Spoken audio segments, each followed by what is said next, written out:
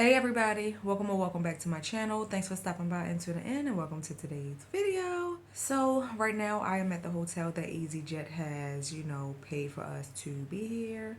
I just wanted to do a quick little review or, share my honest opinion and experience. First time flying with easyJet. Sorry if the camera is shaking and I look crazy. I just woke up and I'm holding the camera while I'm in bed. Anyway, I booked with easyJet and it was a really good deal from Portugal to Marrakesh, Morocco, Africa. So the ticket was only $42. I was like, I have to get it. It was a straight flight. Should have known it was too good to be true. So I'm rushing as usual to get to the airport, and they moved easyJet to Terminal 1, I believe, and it used to be at Terminal 2, so I got dropped off at Terminal 2. I was looking for easyJet, realized it wasn't there, went outside and looked at the screen, and they said that, they moved it to Terminal 1. So I get to Terminal 1, and I'm looking for easyJet, finally find it, check in, and I look up on the screen and it's final call. So I'm running. Hey y'all, so my storage ran out. So sorry about that. Anyways, as I was saying before, I was really interrupted by my storage running out.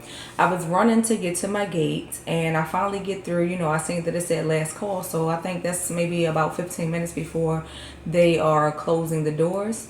So I finally get through, everything that I needed to get to, and luckily my gate was right there. So I think I had maybe about 5 minutes left before they were supposed to pull off. So I didn't even think I would be able to get on, fingers crossed. So I'm running. I finally get to the gate, and all of these people are just standing there. I'm like, are these people for another flight, or are these people that's getting on the flight that I'm supposed to be on? So I asked the lady, and she was like, this is the flight to Marrakesh. So I'm like, okay, do you know what's going on? Why nobody's boarded yet? She said, no, they didn't say anything. So we were standing there for maybe about 15 minutes. Well, another lady came running up, and it's such a relief to get there and everybody is still there. But of course, you feel some type of way that the flight isn't leaving and you don't have any answers.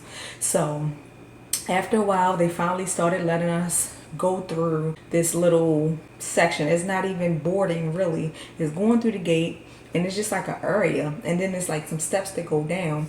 So we went down in there and we were just waiting. So we went outside and we got on the bus. We was like packed like sardines. So we were waiting on the bus maybe about 15 minutes, and we still didn't know what was going on. I mean, I guess we were supposed to be getting dropped off to the airplane.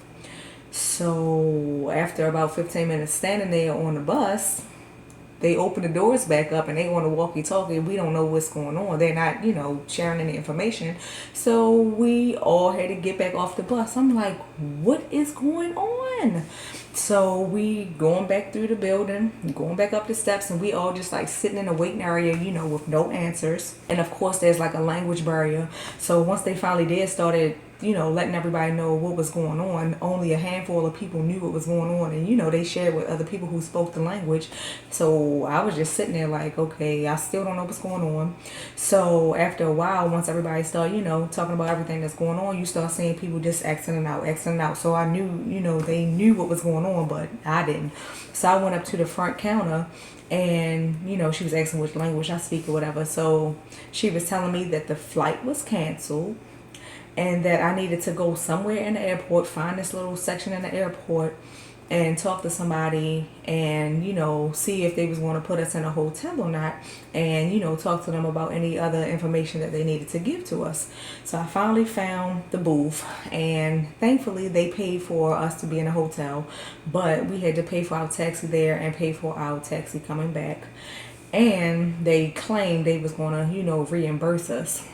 So I stayed at the hotel overnight, and then I did receive an email that said that the flight was rebooked for the next day, like maybe 1 something in the afternoon.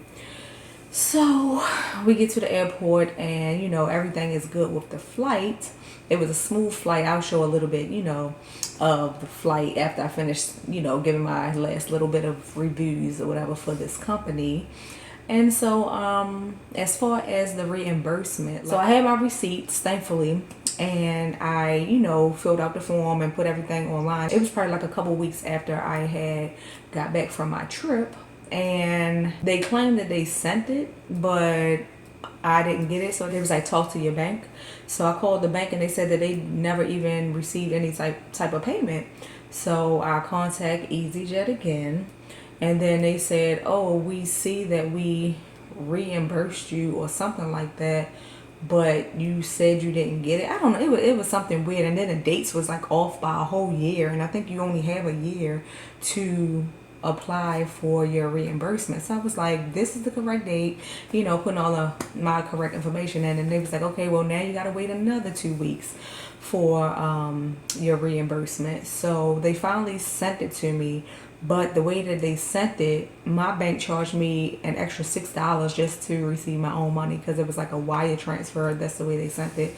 But I mean, I don't know if I will fly with them again. I mean, if it was like a cheap flight, I probably would give it another chance. Hopefully they are getting, everything in order like they should to run smoothly. So I mean, like I said, I'll fly with them again if I do see another good flight, but I probably won't have like nothing serious set up behind it just in case this happens again. So yeah, this has been my review on easyJet. So I'll just show you a little bit of the footage. You know how nice the little plane was, nice leather seats, and thankfully I had a whole row to myself. So yeah, you can watch the rest of that if you're still watching. Looks pretty new, of course. I guess they're a new company. I never heard of them. Looks pretty stylish. Nice leather seats.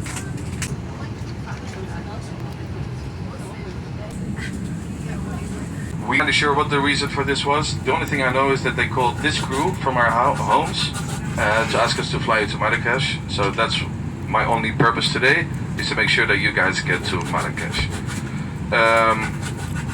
What I'm going to say, my Portuguese is not good enough, but Antonio, my colleague, he will translate this for you in Portuguese as well. We have a great crew for you today. In charge of our cabin is our cabin manager, Diogo. He's accompanied here by Bruno, and then we have Martino, Massimo, and Vincenzo. We have a nice flight for you today planned, 1 hour flying, beautiful flight by my colleague Antonio. And when we get to Marrakesh, you're gonna be enjoyable with 29 degrees once we get there. Again, I would like to thank you very much for your patience with us today. Thank you very much for being here again, and we'll get you to Marrakesh as soon as we can. Thank you very much.